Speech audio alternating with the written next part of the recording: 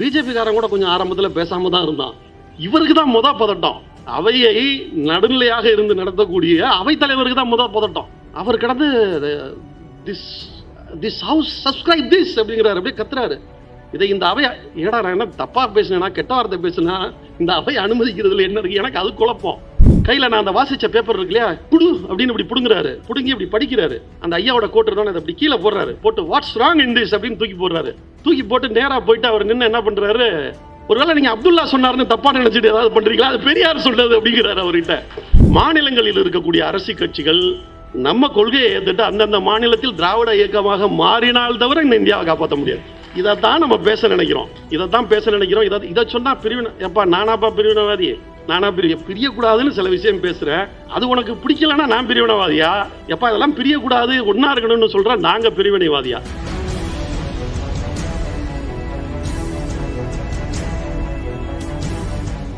இங்கே கூடியிருக்கக்கூடிய தோழர்களே, உங்கள் அத்தனை பேருக்கும் என்னுடைய வணக்கத்தை முதலிலே தெரிவித்துக் கொள்கின்றேன்.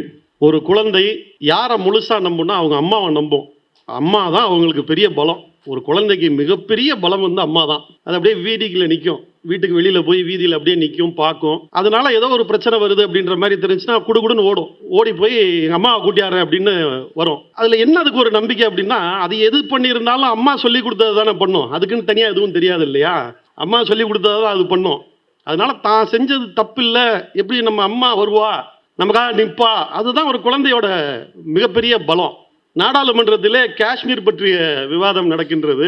அந்த விவாதத்தின் போது தந்தை பெரியார் பல்வேறு மேடைகளிலே பேசிய ஒரு கருத்தை நான் சொல்கிறேன். இனங்களின் உரிமை, அதை நான் மாநில சுயாட்சிக்காக, மாநிலங்களுடைய உரிமைக்காக, இந்த ஃபெடரல் சிஸ்டத்துக்காக, அதுக்காக தான் நான் கோட் பண்ணுறேன். ஆனால் என்ன முழுசாக பேச விடலை. ஐயா பேரை சொன்ன உடனே என்ன சொல்கிறது, நாகரிகமாக சொல்லுவோம், வாயில் பச்சை மிளகாயை வச்ச மாதிரி அவங்களுக்கு ஒரு உணர்வு ஏற்பட்டு அதுக்கப்புறம் பேச விடலை. நானும் என்னுடைய மைக் ஆஃப் ஆகுது, நான் திரும்பி சொல்கிறேன், I quoted that for the state autonomy, I quoted that for the federalism. கத்துறேன், எங்கேருந்து கத்துறேன், அதை காதில் வாங்குறவங்க குய்யாங்கிறார் அவர், அந்த துணைத் தலைவர் இருந்துட்டு. அதில் பெரிய கூத்து என்னன்னா, பிஜேபிக்காரன் கூட கொஞ்சம் ஆரம்பத்தில் பேசாமல் தான் இருந்தான்.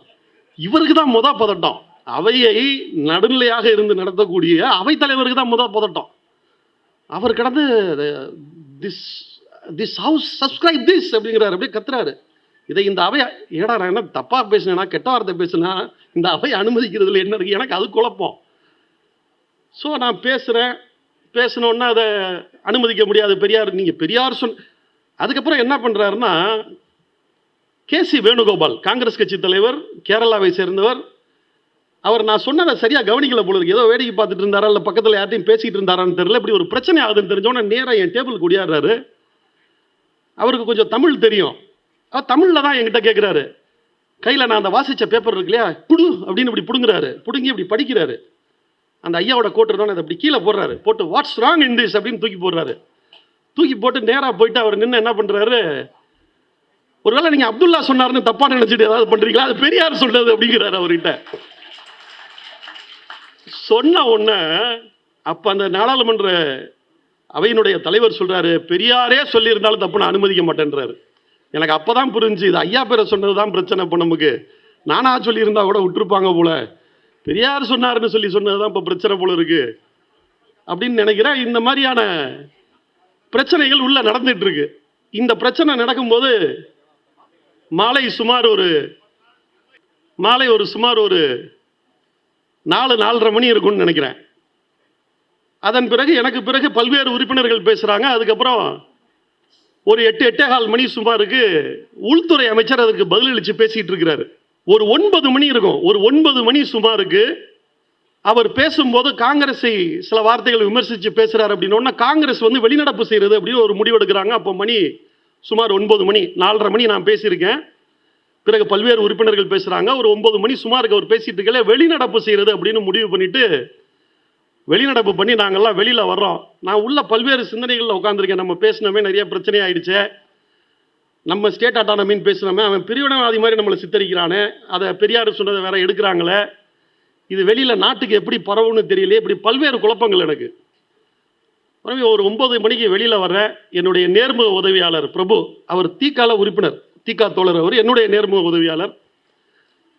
வெளியே வந்தோடனே என்கிட்ட கேட்குறாரு, அவர் என் தோழர்னு தான் கூப்பிடுவார், சாரு அண்ணன்லாம் கூப்பிட மாட்டார், அவர் என் தோழர்னு தான் கூப்பிடுவார். தோழர் தான் உள்ள நிறைய பிரச்சனையா என்ன அப்படின்னு கேட்குறாரு. இப்போ சொல்கிறேன், இல்லைங்க நான் அந்த மாதிரி பேசுனேன், நான் மாநில சுயாட்சிக்காக எடுத்து சொன்ன கோட்டு பல்வேறு இடங்களில் ஐயா சொன்னது தான், அது நம்மளும் ஒன்றும் புதுசாக சொல்லலை. இந்த நாடு இறையாண்மை பெற்ற நாடாக எல்லாருக்கும் அவங்கவுங்களுக்கு கூட உரிமையாக ஒத்துமையாக இருக்கணுங்கிறதுக்காக தான் நான் அதை சொல்லவே ஆரம்பிக்கிறோம். இப்படி பிரச்சனையாக போச்சு, அவன் ஏதோ பிரிவினவாதி மாதிரி நம்மளை பேசுகிறான், என்ன பண்ணுறதுன்னு தெரியல அப்படின்னு சொல்கிறேன். உடனே சொல்கிறாரு, கவலைப்படாதீங்க, அரை மணி நேரத்துக்கு முன்னாடி ஆசிரியர் இங்கே மெட்ராஸில் ஒரு பொதுக்கூட்டத்தில் உங்களை நான் சொன்னேன் இல்லையா அம்மா ஓடியாருவாங்கன்னு.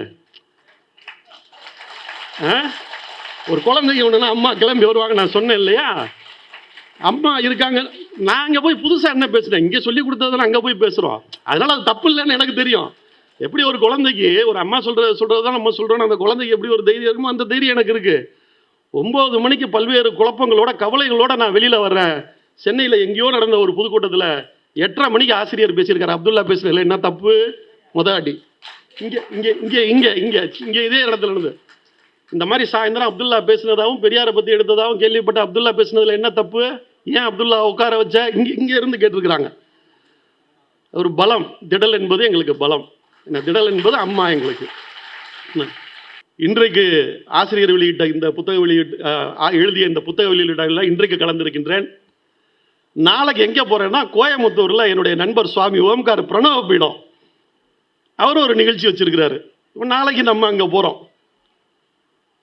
நம்மளெல்லாம் யாருக்கோ எதிரின்னு சொல்கிறாங்க, எதிரியாக இருந்தால் அவர் ஏன் நம்மளை கூப்பிட போகிறாரு, நம்ம அவருக்கு எதிரியாக இருந்தால் ஏன் சுவாமி ஓம்கார் ஏன் நம்மளை கூப்பிட போகிறாரு, அவருடைய நிகழ்ச்சிக்கு நம்மளை ஏன் கூப்பிட போகிறாரு. அப்போ நம்ம யாருக்கு எதிரி, நம்ம யாருக்குமே எதிரி இல்லை. எதிரின்னு நினைக்கிறவங்களுக்கு தான் எதிரி, வழியா நம்மளா யாருக்கும் எதிரி கிடையாது. என்னன்னு கேட்டிங்கன்னா, நம்மக்கிட்ட ஒரு சுவாமி ஓம்கார் நம்மள்கிட்ட கூப்பிட்றாருன்னா உங்ககிட்ட இல்லாத ஒன்று எங்ககிட்ட என்ன இருக்குன்னு கேட்டிங்கன்னா அடிப்படை நேர்மை. எங்ககிட்ட ஒரு அடிப்படை நேர்மை இருக்குது. உங்களை திருத்துறதுலாம் எங்கள் வேலை இல்லை, அதுக்காகலாம் நாங்கள் பிறக்கல. தனிப்பட்ட முறையில் சொல்கிறேன், நான் எங்களை நாங்கள் திருத்திக்கிறோம், அதுதான் எங்களோட முதல் வேலை. காலங்காலமாக சில விஷயங்கள் எங்களுக்கு கற்பிக்கப்பட்டிருக்கு, சில விஷயங்கள் உண்மை நம்ப வைக்கப்பட்டிருக்கு. அதை நாங்கள் யோசித்து பார்க்குறோம். அதில் எதெல்லாம் தப்புன்னு தெரியுதோ நாங்கள் மாற்றிக்கிறோம். முதல்ல எங்களை மாற்றிக்கிறோம். நான் நீ மாற்றிக்கன்னு சொல்லலை, முதல்ல எங்களை மாற்றிக்கிறோம். நாளைக்கு எங்களுடைய தலைமுறை ஏன் மாற்றுறேன்னு கேட்டுச்சுன்னா சொல்லணும் இல்லையா, அதுக்காக எழுதி வைக்கிறோம், பேசி வைக்கிறோம். இது உனக்கு கஷ்டமாக இருந்தால் நாங்கள் என்ன பண்ணுறது, உனக்கு கஷ்டமாக இருந்தால் நீ சொல்லு, இல்லைப்பா நீ பண்ணுறது தப்பு, நீ இப்படி தவறாக புரிஞ்சுக்கிட்ட அப்படின்னு சொல்லு. அதை விட்டுட்டு பேசவே கூடாதுங்கிறது எந்த விதத்தில் நியாயம்? அதாவது ஒரு விஷயம் மிக தெளிவாக நம்ம புரிஞ்சுக்க வேண்டிய ஒரு விஷயம் இருக்குது. அதை அவர்கள் மிக நன்றாக புரிஞ்சு வச்சுருக்காங்க. இந்தியா சுதந்திரம் அடைஞ்சு இத்தனை நாட்களில் இந்த நாட்டில் எல்லாமே கட்சி, அரசியல் கட்சி தான், ஓட்டு உரிமைக்காக இருக்கக்கூடிய கட்சி 5 தான் இயக்கம், 5 தான் அந்த நாட்டில் இயக்கமாக இருந்தது. ஒன்று காங்கிரஸ் பேர் இயக்கம், அவங்களோட நோக்கம் அந்த நாட்டுக்கு விடுதலை வாங்குறது, அதுக்காக ஒரு இயக்கம் நடத்துனாங்க. வெள்ளைக்காரன்ட்டேருந்து சுதந்திரம் வாங்கணும், ஒரு நல்ல வலிமையான ஒரு நாட்டை உருவாக்கணும், அந்த நாடை உலகத்தின் மிகச்சிறந்த நாடாக மாற்றணும், இப்படியெல்லாம் கொள்கையை வச்சு அவங்க ஒரு இயக்கம் நடத்துனாங்க. 1947 ஆகஸ்ட் மாதம் 15ஆம் தேதி நைட்டு 12 மணிக்கு அத்தோடு அது அரசியல் கட்சி ஆகிடுச்சு, இயக்கம் முடிஞ்சிருச்சு. ஏன்னா அவங்க இயக்கத்தோட கொள்கையை அடைஞ்சிட்டாங்க. அதுக்கப்புறம் அவங்ககிட்ட வேறு லட்சியம் கிடையாது. அதுக்கப்புறம் அது ஒரு சராசரி political party. Congress stand as a political party from movement. ரெண்டாவது முஸ்லீம் லீக் பேர் இயக்கம். ஒரு நாள் முன்னாடி பாகிஸ்தான் வாங்கிட்டு அவன் கிளம்பிட்டான். இன்றைக்கு இந்தியாவில் இருக்கக்கூடிய முஸ்லீம் லீக் கூட இஸ்லாமியர்களின் உரிமைக்காக, சிறுபான்மையினர் உரிமைக்காக நடத்தக்கூடிய ஒரு அரசியல் கட்சி தானே தவிர அது இயக்கம் கிடையாது. இன்றைக்கு இருக்கக்கூடிய Muslim League it is not a movement. And third one is a communist movement. Communist movement இருக்குது, அதற்கான தேவைகள் இன்றைக்கு வெகுவாக குறைந்து விட்டது. இன்னைக்கு கம்யூனிஸ்ட் இயக்கத்தைனா குறைஞ்சபட்ச சம்பளம் நம்ம நிர்ணயிச்சதுலேருந்து ஆரம்பித்து நிறைய இன்றைக்கும் பார்த்தீங்கன்னா நிறைய கம்பெனிகள் எல்லாம் பார்த்தீங்கன்னா கூட அவங்க போனஸை ஷேரெல்லாம் கொடுக்குறாங்க. கம்யூனிஸ்ட் இயக்கத்தோட நோக்கம் அதுதானே, தொழிலாளிகளும் முதலாளிகளாக வேண்டும், ஒரு உரிமையை பெற வேண்டும். இதெல்லாம் பல்வேறு வடிவங்கள் இன்னைக்கு வந்தோன்னா அதற்கான தேவை வெகுவாக குறைந்து விட்டது. அதுக்கு அடுத்து பார்த்தீங்கன்னா இந்துத்துவ இயக்கம். இந்துத்துவ இயக்கத்துக்கு நிறைய இருக்குது. அவங்க ஏற்கனவே ராமர் கோயில் வரைக்கும் வந்துட்டாங்க. அதுக்கப்புறம் பார்த்தீங்கன்னா ஒன்றுபட்ட பாரதம், ஆப்கானிஸ்தான்லேருந்து ஆரம்பிக்கலாம். அதெல்லாம் ஒன்றுபட்ட பாரதம் உருவாக்குனா இஸ்லாமியர் மெஜாரிட்டி ஆயிரும். அது அவனுக்கு புரியுதா இல்லையான்னு தெரியல. ஆப்கானிஸ்தானு, பாகிஸ்தானு, பங்களாதேஷ் எல்லாத்தையும் சேர்த்தா அது முஸ்லீம் மெஜாரிட்டி கண்ட்ரியாக மாறி போயிடும். ஆனால் அவன் ஒரு லட்சியம் வச்சுருக்கான், அகண்ட பாரதம்னு ஒரு லட்சியம் வச்சுருக்கான். ஹிந்தியை ஒரு ஒற்றை மொழியாக்குறது, சமஸ்கிருத இந்தியை ஒற்றை மொழியாக்குறது, இந்த மாதிரி நிறைய கொள்கை இருக்குது. அவங்க சாதிக்க வேண்டியது நிறைய இருக்குது. அவங்க கொள்கைகள் சாதிக்க வேண்டியது ஹிந்துத்துவ மூவ்மெண்ட் இன்னைக்கு இயக்கமாக தான் இருக்குது. 5வதாக திராவிடர் இயக்கம். நீ என்னைக்கு சாகுறியோ அன்னைக்கு தான் நான் சாவேன், நீ உயிரோட இருக்க வரைக்கும் நானும் இருப்பேன். இப்போ அவங்களுக்கு யார் எதிரின்னு கேட்டா நம்ம மட்டும்தான் எதிரி. இங்க வேற யாருமே மூவ்மெண்ட் இல்லை. இந்தியாவில் யாருமே மூவ்மெண்ட் இல்லை. ஒரு மூவ்மெண்ட்டோட ஒரு அரசியல் கட்சி மோதி ஜெயிக்கவே முடியாது. தமிழ்நாட்டில் காங்கிரஸ்க்கு நடந்தது அதுதான். திராவிடர் மூவ்மெண்ட் கிட்ட, இந்த திராவிட இயக்கத்திட்ட காங்கிரஸ்னால மோத முடியல. 67ஓட போயிட்டாங்க. அன்றைக்கு தமிழகத்தில் நடக்கிறது இன்றைக்கு தேசிய அளவில் நடக்குது. இதை உணர்ந்து மாநிலங்களில் இருக்கக்கூடிய அரசியல் கட்சிகள் நம்ம கொள்கையை ஏற்றுட்டு அந்தந்த மாநிலத்தில் திராவிட இயக்கமாக மாறினால் தவிர இந்த இந்தியாவை காப்பாற்ற முடியாது. இதைத்தான் நம்ம பேச நினைக்கிறோம். இதை சொன்னா பிரிவினை, எப்பா நானாப்பா பிரிவினைவாதி, நானா பிரியக்கூடாதுன்னு சில விஷயம் பேசுறேன். அது உனக்கு பிடிக்கலன்னா நான் பிரிவினைவாதியா? எப்பா இதெல்லாம் பிரியக்கூடாது, ஒன்னா இருக்கணும்னு சொல்றேன், நாங்க பிரிவினைவாதியா? ஒன்றும் வேணாம், சாதாரண ஒரு விஷயம். நாடாளுமன்றத்தில் மௌசம் என்கின்ற ஒரு எம்பி, நாடாளுமன்ற உறுப்பினர், அவர் திடீர்னு ஒரு நாள் வந்து என்கிட்ட கேட்டார், நீங்கள் ஏன் இந்தியை எதுக்குறீங்க அப்படின்னு கேட்டார். நான் கேட்டேன், இந்தியை நாங்கள் எதுத்தோம், எப்போ எதுத்தோம் அப்படின்னு கேட்டேன். திருன்னு பார்த்தாரு.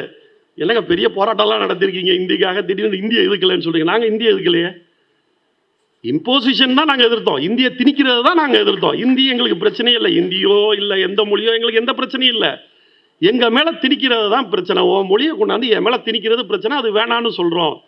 திரும்ப அவங்க கேட்குறாங்க, இந்தியான்ற ஒரு ஒற்றை நாடு, எல்லா பக்கம் பேசுறதுக்கும் புழங்குறதுக்கும் ஒரு மொழி இருந்தால் நல்லது தானே. ஒரு காஷ்மீரில் இருக்கிறவங்க கன்னியாகுமரியில் வந்து பேசலாம், கன்னியாகுமரியில் இருக்கிறவங்க எங்கேயோ மும்பையில் போய் பேசலாம். ஒரு பொது மொழி இருக்கிறது நல்லது தானே. அப்பயே நீங்கள் இந்தியை வந்து எதுக்குறீங்க? இந்தியாவில் அதிகமான நபர்களால் பேசக்கூடிய மொழி, அதனால தான் நாங்கள் இந்தின்னு சொல்கிறோம். ஒருவேளை இந்தியாவில் அதிகமாக பேசக்கூடிய மொழி வந்து தமிழாக இருந்தால் கூட நாங்கள் தமிழை சொல்லுவோம். அவங்க அப்படி சொல்கிறாங்க, நாங்களும் திணிக்கல. இதே தமிழ் தான் நிறைய பேர் பேசுகிறாங்கன்னா கூட தமிழ் இருக்கணும்னு நாங்கள் சொல்லுவோம். ஏன் எதுக்குறீங்க அப்படின்னாங்க. அப்போ தான் நான் அவங்கக்கிட்ட சொன்னேன், ஒன்றும் பிரச்சனை இல்லை, போட்டித் தேர்வுகள் எல்லாம் இப்போ நீங்கள் ஆங்கிலத்திலையும் ஹிந்திலையும் நடத்துறீங்க. யூபிஎஸ்சிஸ் வந்து நீங்கள் நியாயமாக ஆங்கிலத்தில் மட்டும் நடத்தினா ஆங்கிலத்திலையும் ஹிந்திலையும் நடத்துறீங்க. இந்திய பொது மொழின்னு நாங்கள் ஏற்றுக்கிறோம். அதுக்கப்புறம் என்ன பண்ணுவீங்கன்னா, இந்தியில் மட்டும்தான் அந்த தேர்வுகள் எல்லாம் நடக்கும். இப்போ நம்ம 2 பேரும் ஆங்கிலத்தில் பேசிகிட்டு இருக்கோம். யாரும் அந்த எம்பி கிட்ட நான் சொல்கிறேன், மௌசம் கிட்ட சொல்கிறேன், இப்போ நீங்களும் நானும் ஆங்கிலத்தில் தான் பேசிகிட்டு இருக்கோம். இப்போ நம்ம 2 பேரும் லண்டனில் போய் ஒரு வெள்ளைக்காரன்ட்ட ஆங்கிலத்தில் ஜெயிச்சிட முடியும்னு நீங்கள் நம்புறீங்களா அப்படின்னு கேட்டேன். 2 பேரும் இப்போ இங்கிலீஷ்லாம் பேசுகிறோம், 2 பேருக்கும் புரியுது. ஏதோ ஒரு எக்ஸாம் லண்டனில் நடக்குது, ஒரு வெள்ளைக்காரர் அதில் கலந்துக்கிறாரு, ஆங்கிலேயர் கலந்துக்கிட்டாரு. யார் அதிக மார்க் எடுப்பார் எனக்கு நீங்கள் சொல்லுங்கள் அப்படின்னு கேட்டேன். கண்டிப்பாக அந்த ஆங்கிலேயர் தான் எடுப்பார். அப்போ ஹிந்தியில் வச்சா நீ தானே எடுப்பேன், நான் எடுக்க முடியாதுல்ல. என்னதான் நான் கற்றுக்கிட்டாலும் அது உன்னுடைய தாய்மொழி, உன்னோட நான் போட்டியே போட முடியாது. அப்போ என்ன ஆகும், 100 வேலை இருக்குன்னா 100 வேலையை நீ எடுத்துக்குவ, எனக்கு வேலையே இல்லாமல் போகும். அப்போ நான் புறக்கணிக்கப்படுவேன். நான் புறக்கணிக்கப்படுவேல நான் என்ன நினைப்பேன்னா, உன் கூட இருக்க வேணாம்னு நினைப்பேன். பிரிவினை வரும். அந்த பிரிவினை வரக்கூடாதுங்கிறதுக்கு தான் ஹிந்தி வேணாங்கிறோம். நாங்கள் ஹிந்தி வேணாங்கிறதுனால நீ என்னைய பிரிவினைவாதின்னு நினைக்கிற. சொன்ன உடனே அவங்க அப்படியே யோசிக்கிறாரு. அந்த எம்பி வந்து அப்படியே யோசிக்கிறாரு. யூ ஆர் ரைட் அப்துல்லா சொல்கிறாரு. சொன்னதுக்கப்புறம் அவர் ஒத்துக்கிறார், யூ ஆர் ரைட். நாங்கள் பேசுவது பிரிவினைவாதம் அல்ல. எல்லாரும் அவங்கவுங்க ஒரு வீட்டில் இருக்கிறோம், அண்ணன் தம்பி எல்லாம் இருந்தவங்கன்னா எல்லாம் ஒத்துமையாக இருந்து ஒன்றா இருந்து அவங்கவுங்களுக்கு உள்ள ரூமு ஒரு தனி ரூமு எல்லாம் ஒன்றா இருக்கணுங்கிறது பேசுகிறது உங்களுடைய பார்வைக்கு தவறாக தெரிகிறது. ஆனால் இது நீண்ட நாள் நீடிக்காது. இது காலங்கள் மாறிக்கொண்டே வருகிறது. இன்றைக்கு தெலுங்கானாலேருந்து நான் இத்தனை தோழர்களை பார்த்தப்ப எனக்கு உண்மையிலே அளவிட முடியாத சந்தோஷம். இந்த மாற்றம் எப்படி எங்கேருந்து வருது? இத்தனை நாளாக பக்கம் தானே, ரொம்பலாம் இவங்க ஒன்றும் காஷ்மீர்லேருந்து வரல, இவங்க ஒன்றும் ராஜஸ்தான்லேருந்து வரல. இந்த கும்மிடி பூண்டி தாண்டி அங்கிட்டு போனோன்னா ஆந்திரா தெலுங்கானா இவ்வளவு பக்கத்தில் இருந்தவங்க இவ்வளவு நாள் வராதவங்களால ஏன் வர முடியுது அப்படின்னா, இன்றைக்கு காலம் மாறுகிறது, வேகமாக மாறிக்கொண்டிருக்கின்றது. எனக்கு நினைவு இருக்கிறது, செய்தி நினைவு இருக்கிறது, ஆனால் எந்த இடம் என்று மறந்துவிட்டேன். நம்முடைய பேராசிரியர் சுபவீர பாண்டியன் ஐயா அவர்களும் நானும் கலந்து கொண்ட ஒரு மேடையிலே இதை நான் சொன்னேன். மீண்டும் இங்கே இருக்கக்கூடிய நம்முடைய தோழர்களுக்காக இந்த செய்தியை நான் மீண்டும் பதிய விரும்புகின்றேன். ஒரு காலத்தில் பார்த்தீங்கன்னா, குரங்கிலிருந்து மனிதனாக நாம் மாறிய பிறகு, சிறு சிறு குழுக்களாக நாம் மாறிய பிறகு, ஒருத்தர் கையில் எப்படி அதிகாரம் போச்சுன்னா 2 பேர் அடிச்சு பண்ணாலும் நண்பர் ஸ்டாலின் இருக்கிறார், 2 பேரும் மோதிக்குவோம். கையில் தான் பலம். யார் கையில் பலம் ஜாஸ்தியோ, ஒருவேளை அவர் என்னைய குப்புற தள்ளிட்டாலோ அவர் ராஜா ஆயிடுவார், இல்லைன்னா நான் அவரை குப்புற தள்ளிட்டேன்னா நான் ராஜா ஆயிடுவேன். அப்படிதான் அன்னைக்கு அதிகாரம் போச்சு. பிறகு அது எப்படி மாறுதுன்னு கேட்டிங்கன்னா, கற்கால முறையில் மனிதன் கண்டுபிடித்த முதல் ஆயுதம் கோடாரி. கல்கோடாரி தான் மனிதன் கண்டுபிடித்த முதல் ஆயுதம். அவர் என்ன அடிக்க வர்றாருன்னா ஒரு 2 அடி முன்னாடி 3 அடி முன்னாடி இருந்து அந்த கோடாரியை எடுத்து நான் அவர் அடிச்சிருவேன்.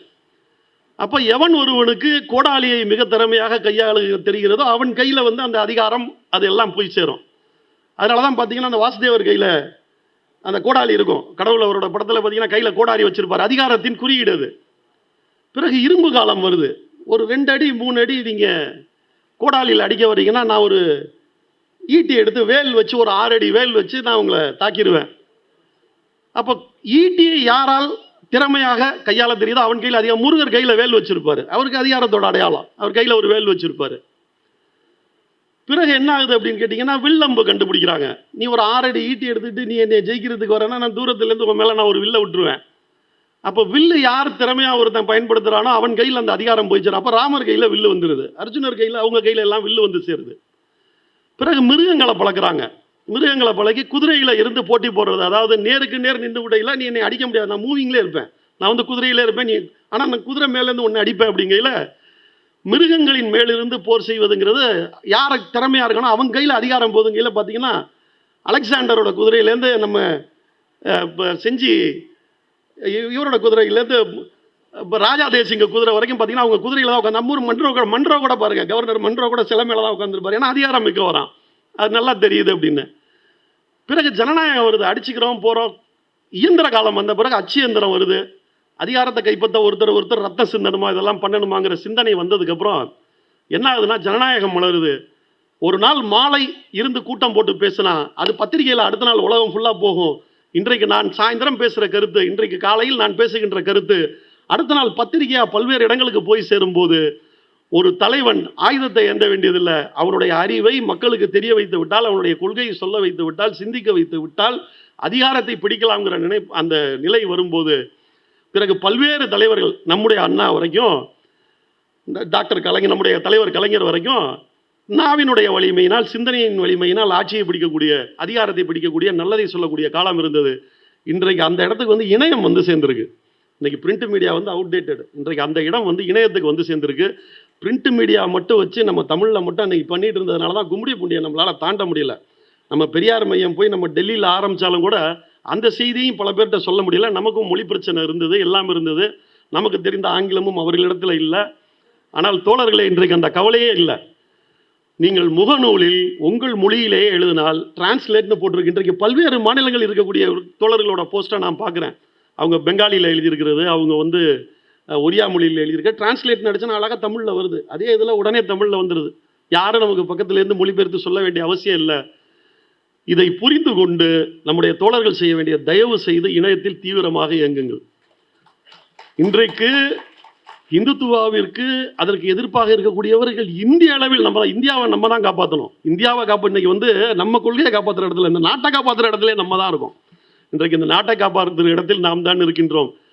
இன்றைக்கு பிரச்சார வழிமுறைகள் வேகமாக மாறிவிட்டன. இருந்த இடத்திலிருந்தே செய்யலாம். இன்றைக்கு இருந்த இடத்திலிருந்து இந்தியாவில் ஏதோ ஒரு பகுதியில் இருக்கக்கூடியவருக்கு உங்களுடைய கருத்துக்களை தெளிவாக கொண்டே சேர்க்கலாம். அதனால தான் இன்றைக்கு பார்த்தீங்கன்னா ஆந்திராவிலேருந்து தெலுங்கானாலேருந்து இவ்வளவு தோழர்கள் இன்றைக்கு ஒரு 300 பேர் வந்ததா சொன்னாங்க. தெலுங்கானா ஆந்திராவிலேருந்து 300 பேர் இருந்தாங்க. அநேகமாக இன்னொரு 10 ஆண்டுகளில் ஒவ்வொரு மாநிலத்திலிருந்தும் பல்லாயிரக்கணக்கான பேர் இதே நாளில் இங்கே திரளுகின்ற நிலைமை வரத்தான் செய்யும். இன்றைக்கு இந்த பாசிசத்துக்கு அடுத்த 24 ஆட்சியை பிடிச்சா என்ன பண்ணுவாங்கன்னே தெரியாது. இந்த 10 ஆண்டுகளில் அவர்கள் செய்து வச்ச அந்த டேமேஜ் இருக்குல்ல, அந்த கொலாட்ரல் டேமேஜ் இருக்குல்ல, அடுத்து வரக்கூடிய ஆட்சி ஒரு 4 பீரியடாவது இருந்தால் தான் இந்த 10 வருஷம் 2 முறை அவர்கள் செய்து வச்ச டேமேஜை சரி பண்ண முடியுங்கிற நிலைமையில் இருக்குது. மீண்டும் வந்தார்கள்னா என்ன ஆகுங்கிறது தெரியல. அவர்களுக்கு மாற்றான கருத்து, அவர்கள் செலுத்துகின்ற விஷத்தை முறிக்கின்ற மருந்தாக இருப்பது பெரியாரும் திராவிட இயக்கத்தினுடைய கொள்கைகளும்.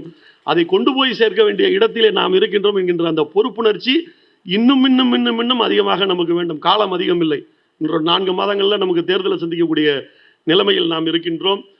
தொடர்ந்து தந்தை பெரியாரை பற்றி பேசுவோம். இந்த 4 மாத காலங்களிலே மற்ற அத்தனை பலிகளையும் விட்டுவிட்டு சமூக ஊடகங்களிலே தீவிரமாக இயங்குங்கள். எதற்காக பெரியார் தேவை, எதற்காக பெரியார் இயக்க கொள்கைகள் தேவை, ஏன் இந்துத்துவ இயக்கம் இந்த நாட்டை ஒருங்கிணைக்க முடியாது, அந்த கொள்கை வந்தால் எப்படி நாடு சிதறுண்டு போகும் என்பதெல்லாம் சொல்ல வேண்டிய நிலையில இன்றைக்கு நாம் இருந்து கொண்டு இருக்கின்றோம்.